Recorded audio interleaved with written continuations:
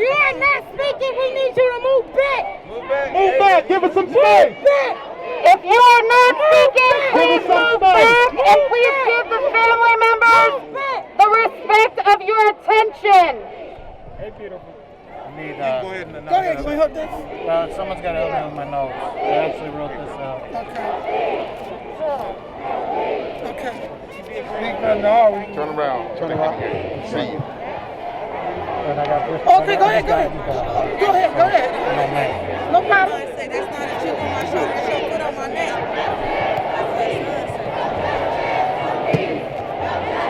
I got your hat if you need. Your hat I'm good with, so thank you.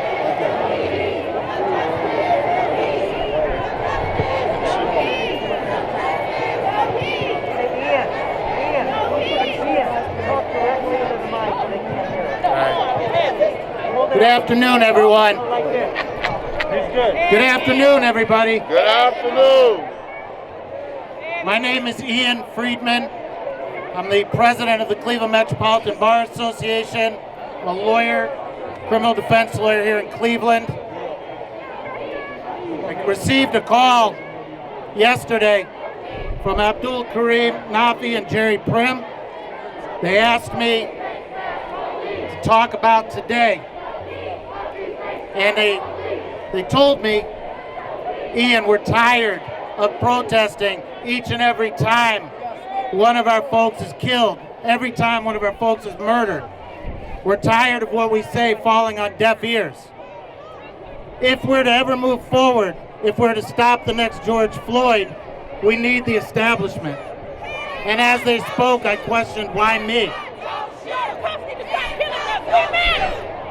They said, we need,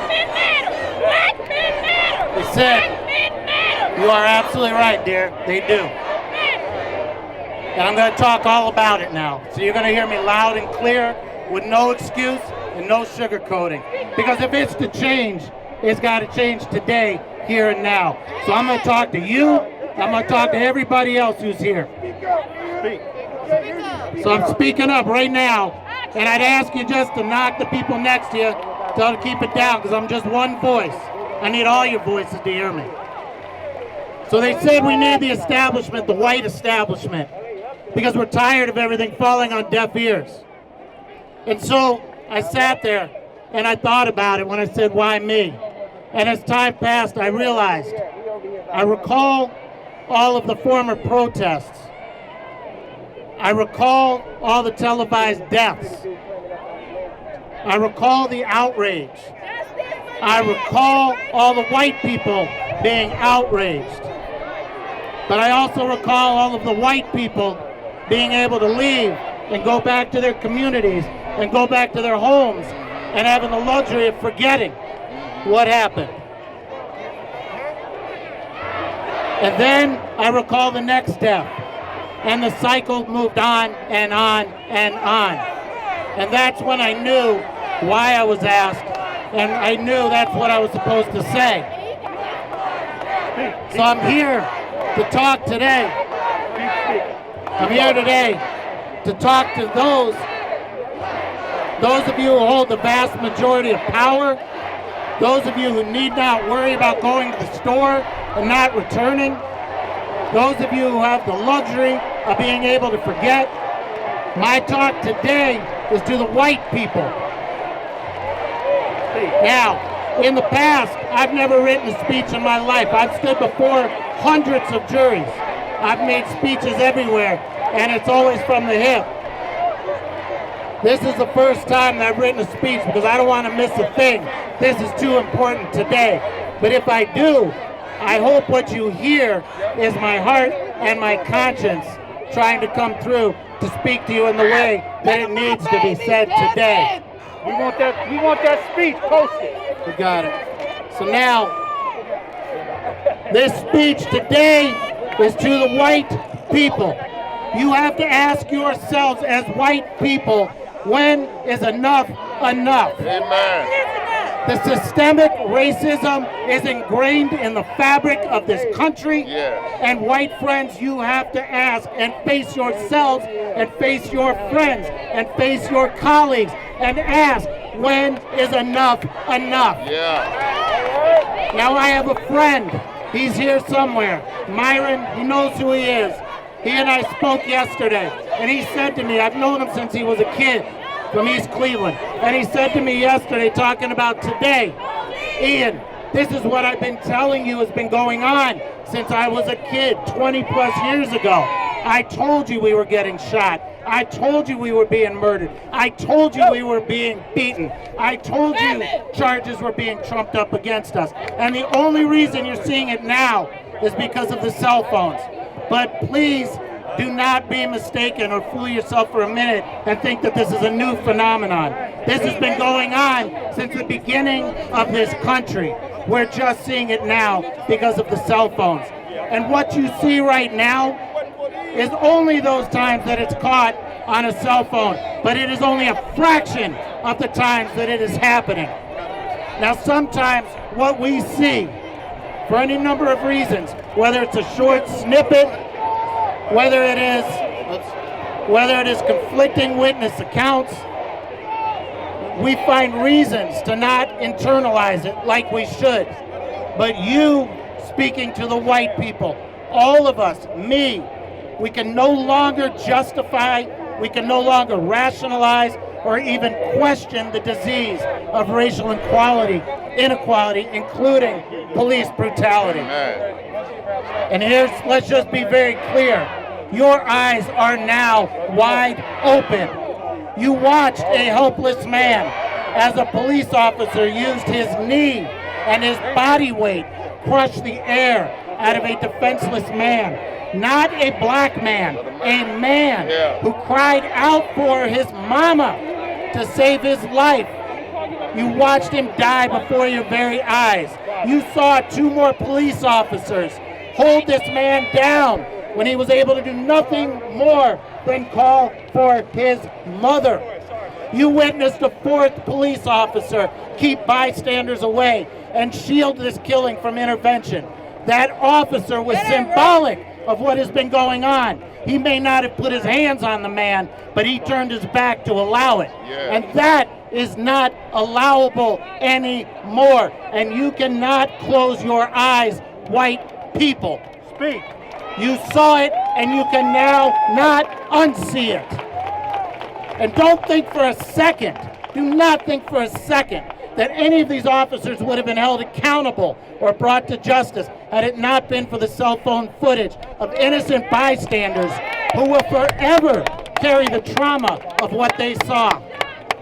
Now, we have been told year after year after year of the fear that people of color carry as it relates to the interaction with the police.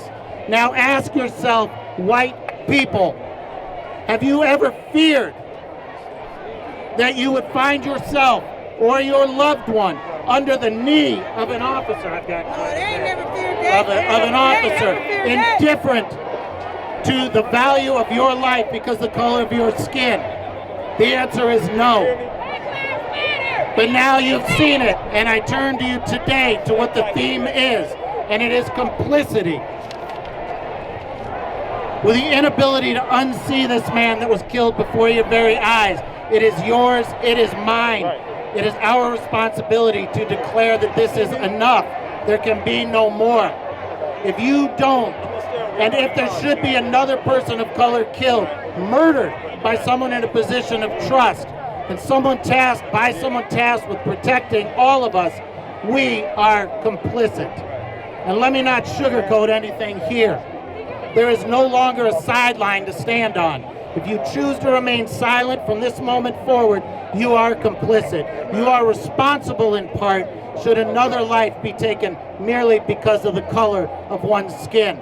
We are one people, and our brothers and sisters need our help now. To help is to be an ally. To ignore is to remain a part of the problem.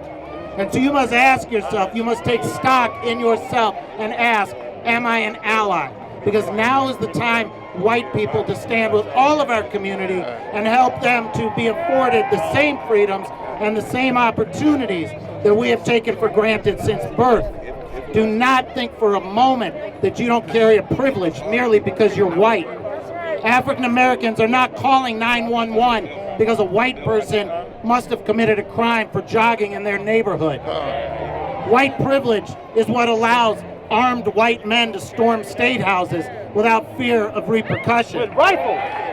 Accepting the fact that just being white gives you a leg up, now it's time to use that privilege for good. And I'm talking real good. I'm talking decency. I'm talking integrity. The good of being able to help and actually follow through with that help. How many more cries for help can fall on deaf ears, ladies and gentlemen, of the white community? Now is the time, right here, right now, to stand up for what is right, period. What can we as white people do from this very moment? If you have a voice, if you have any power, if you have a platform, if you're one person who's meeting with your friends, afford that platform to people of color so that their voices may be amplified, so that they may be heard by your circles. Listen, listen, and continue to listen, and give space to speak without judgment and advice. You've been fortunate to not have had to walk in the shoes of colored people, of African American men when facing those in power who continually walk above accountability. And call it out. You have to call it out. Wherever you are, whatever you do. If you're in a large organization where there is racism, if you're with a friend who makes a joke, call it out. It's no longer fun and it's no longer tolerable. As far as the police officers are concerned, there are good police officers, but there are a lot of bad ones. And the fact of the matter is, go back, please. And the fact of the matter is, the police officers have to call it out to stop this abuse of power. Good officers have to call out the bad ones so they can no longer hurt and kill. The good ones have to call them out so they don't tarnish the integrity of the good ones. Because if they stand by, they are complicit. The Cleveland Metropolitan Bar Association is now committed to being a part of this solution from this minute forward. We are 6,000 lawyers in this town. Have been the establishment that you have needed. We are here. We are not going anywhere. And we will convene the community groups. We will provide opportunity for discussion. We will give those to the voice to those who need it. We will talk about the issues of the collective bargaining that allow officers to violate the law, rack up disciplinary violations, and still keep their jobs, unlike any other profession. We will talk about the unfair access to justice, the two different sets of justice, those for the haves and those for the have-nots. And just like every profession, the legal profession has its good and bad. That will end as I call upon all of my colleagues in the legal profession, near and far, to call it out. We will use our access and our skill to curb injustice and seek equal treatment under the law. The CMBA is committed to this task.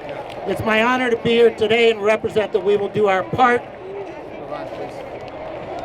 Your eyes, ladies and gentlemen, in the white community have now seen, and there is no tomorrow to start. You have seen it, and you cannot close your eyes. White people need to be an example of intolerance toward abuse, degradation, and disparate treatment. And will it likely be uncomfortable? Absolutely, it's going to be uncomfortable. But white people, you have to allow yourself to remain uncomfortable until everyone has the opportunity to live free from fear. Again, to allow your friends to make derogatory remarks, things they think are funny, at the expense of those who have been hurt for centuries, since the day this country was founded. You will be complicit. Amen. You cannot allow the perpetuation of the dehumanizing that has gone on since our inception. Now, you must start today. Your eyes are open and you can no longer unsee it. I'm almost done, because I know you want to move, Kareem. But I want to put this. For those white people who want to help, but who are unsure as to how to do it, walk with them, white people. Walk with them until they have built the courage on their own to walk in solidarity on their own. And simply put, just be. Be an example for acceptance and tolerance wherever you are. Whatever it is that you must do to stand up for what is right, do it. but recognize one thing, that if you stand by and remain silent, you are now complicit. Recognize that if you remain silent and complicit, you are responsible should there ever be another George Floyd. You, white people, will be in part responsible, and do not kid yourself to think anything different from that. There is no longer a sideline. There is no longer a middle between an ally and being part of the problem. You are one or the other. You cannot unsee it anymore. The lawyers in this town will be the community resource for you to go and report the injustice. We will be the place where the very best in our profession will seek to ensure equal access to justice for all. On my own, I submit to all of you, and you have my word until my last day here.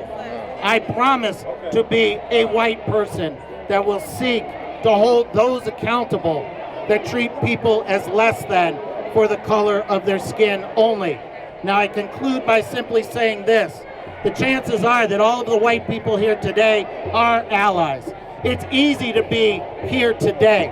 More difficult is to walk away and walk the walk today once you leave. Doing so, though, will be the only way to put a stop to the needs for these rallies over and over. So do your jobs. Remind those who are not here of what they saw. Tell them they cannot forget, because they cannot unsee it. Be an ally to our brothers and sisters. You have seen it, and you have an obligation to stand as one. I love you all, and thank you, and I appreciate you inviting me to be here. This is a great honor for me. Thank you.